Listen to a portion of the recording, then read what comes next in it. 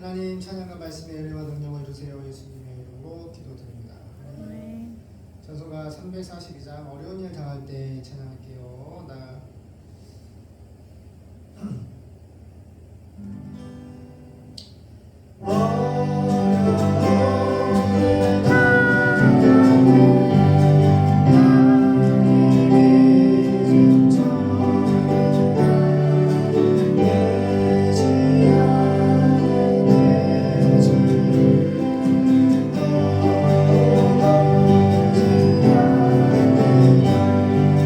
새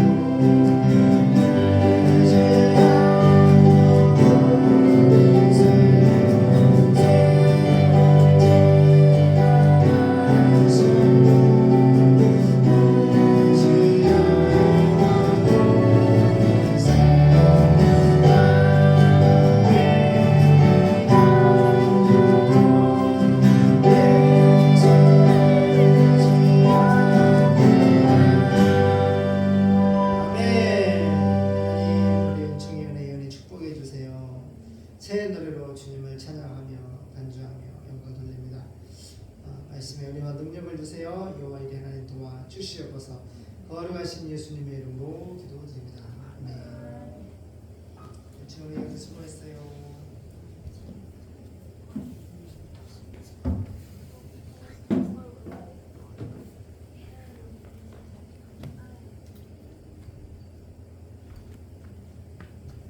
사모님, 레위기 12장 1절 8절 보겠습니다. 아이를 낳은 여인에 대한 규례. 너무 덥지 않아? 지금 3단이야? 1단만 틀어봐. 너무 덥다. 어? 끌어.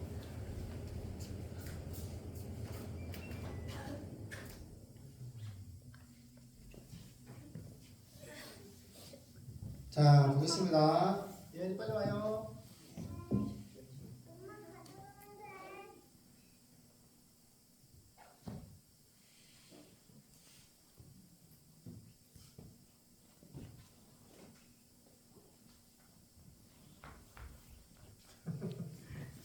드레스를 갈아입느라고.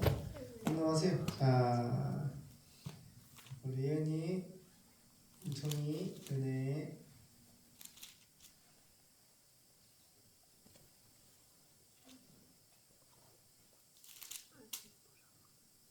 아이를 낳은 여인에 대한 규례.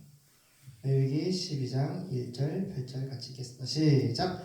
여호와께서 모세에게 일러 가라사대 이스라엘 자손에게 고하여 이르라.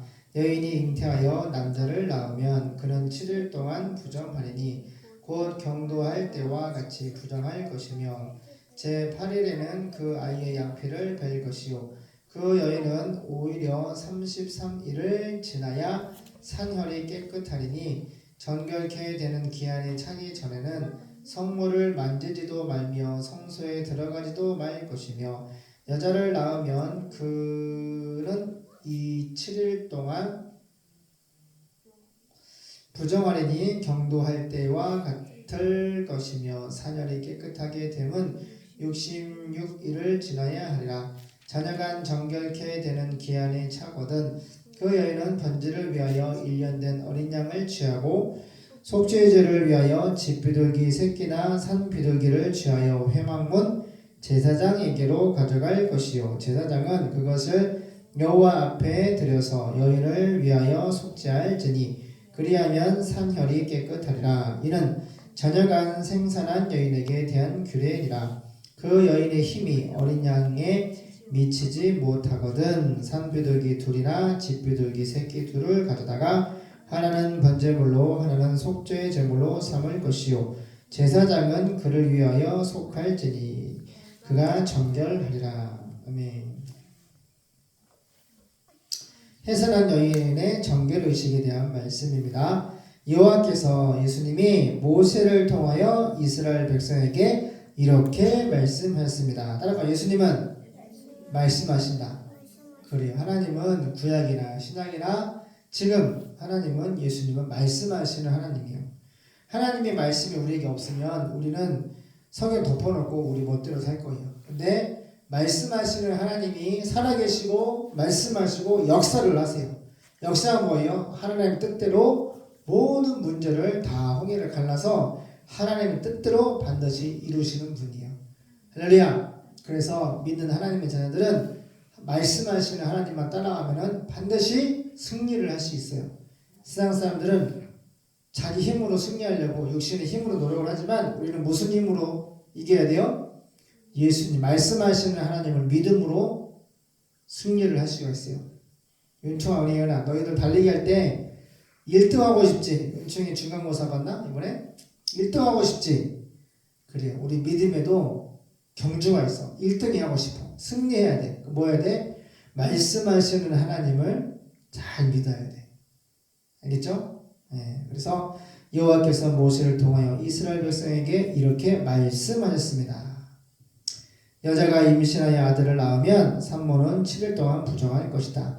이것은 생리기간 중의 부정과 마찬가지이다. 생후 8일째가 되면 그 아이의 포피를 잘라 현대말로 하면 포경수술이에요. 아들을 낳으면 8일째, 며칠째? 하루, 이틀, 사흘, 나흘, 다섯, 여섯, 일일, 여덟에 8일째 되는 날 그 아이의 남자의 포피를 잘라 남자의 생식기를 복용수술을 해가지고 할례를 베풀어야 한다. 해산한 여인은 그때부터 33일을 지나야 며칠? 33일이 지나야 그 피의 부정에서 깨끗해질 것이다. 그동안에는 거룩한 물건을 만져서도 안 되며 성소에 들어가서도 안 된다. 만일 여자가 임신하여 딸을 낳은 경우에는 2주 동안 부정할 것이다. 아까 아들이 며칠이라고 했죠? 2절에 여자가 아들을 낳으면 산모는 7일 동안 부정할 것이다. 딸을 낳으면 며칠? 딸을 낳으면 2주. 딸을 낳으면 2주. 아들을 낳으면 며칠? 7일. 왜 답을 못해 왜? 2절에 써있잖아. 여자가 임신해 아들을 낳으면 산모는 7일 동안 부정하고 딸을 낳으면 몇 주? 2주일 14일 동안 부정할 것이다. 이것은 생리기간 중에 부정과 마찬가지다. 그리고 그 산모는 66일을 더 지나야 그 피의 부정에서 깨끗하게 될 것이다. 여자가 아들을 낳았든지 딸을 낳았든지 그 부정한 기간이 지나면 그 여인은 번제물로 1년 된 어린 양 한 마리와 속죄 제물로 집비둘기 새끼나 산비둘기 한 마리를 마련하여 제사장에게 가져갈 것이며 제사장은 그 제물을 나 여호와 앞에 바쳐 그 여인을 위해 속죄해야 한다. 그러면 그 여인의 부정이 의식상 완전히 깨끗해질 것이다. 이것은 해산한 여자에 관한 규정이다. 만일 그 여인이 너무 가난하여 어린 양을 제물로 드릴 형편이 못되면 산비둘기 2마리나 집비둘기 새끼 2마리를 제사장에게 가지고 가서 하나는 번제물로, 번제가 뭐예요? 죄사함을 위한 예배죠. 번제물로 드리고 하나는 속죄 제물로 주도록 하여라. 제사장이 그 여인을 위해 속죄하면 그녀가 의식상 깨끗해질 것이다. 따라가요. 의식상 깨끗해질 것이다. 그래요. 무슨 얘기인지 알겠죠? 의식이 뭐예요? 의식이 뭐예요? 형식이죠. 그러니까 구약은 예수님 십자가의 그림자예요. 그렇게 많은 숫소나 양이나 산뼈둑이나 짐승이 그렇게 번제와 속죄제, 희생제, 소제, 화제, 번제 보세요. 화목제물 이렇게 주고 왔지만은 죄를 완전히 사하지는 못해. 그런데 그 성소와 지성소에서 구약시대 많은 짐승이 사람의 죄를 해서 대신 죽었잖아. 그래서 신약에서는 예수님이 진짜 하나님의 본체 모로페 하나님 자체가 유월절 어린 양으로 십자가에 못 박혀 죽으셔서 우리 죄를 완전히 영원히 갚아줬어. 그게 뭐야? 마지막에 7원 중에 하나가 따라가요. 다 이루었다. 다 이루었다. 테텔스타이. 다 계산했다. 다 계산했다. 우리의 죄를 다 계산해 주신 거예요. 구약에는 의식상 짐승이 죄사함에 의식상 죄사함 예배를 드려서 의식상 예수님의 십자가를 가리키는 예배를 드렸어요. 그런데 진짜 신약에 2000년에 예수님이 십자가에 죽으시고 부활로 말미암아 우리의 죄사함과 구원을 완성시켜 주셨어요. 그래서 따라가요. 말씀하시는 예수님을 따라가면 하나님의 나라에 들어갑니다. 왕이신 예수님을 누구신지 알 때 진짜 그 말씀하시는 왕의 말씀 앞에 굴복할 수 있고 순종할 수 있고 하나님의 성령을 통해서 그 말씀을 따라가다 보면은 이 세상에서 반드시 믿음이 이기는 믿음이 이기는 주 예수를 믿는 믿음이 온 세상을 이겨먹을 수가 있습니다. 기도하겠습니다. 하나님은 살아계시고 말씀하시고 역사하십니다. 말씀하시는 하나님을 따라갈 때 반드시 하나님의 성령을 통해서 우리가 아버지 뜻대로 승리할 수가 있습니다. 많은 인생을 살 때 수고하고 죄의 짐과 많은 근심과 염려들이 있지만 수고하고 무거운 짐진 자들아 다 나 예수에게 와라. 내가 너희를 안아 파우어 쉬게 하리라. 죄의 사함을 주겠다. 구원을 이루어 주겠다. 우리에게 복음을 말씀하시고 역사하셔서 진짜 이루어 주시는 승리와 풍성한 삶을 주시는 말씀하시는 주님을 따라가는 우리 모두가 되게 도와주시옵소서. 걸어가신 예수님의 이름으로 기도드립니다. 아멘.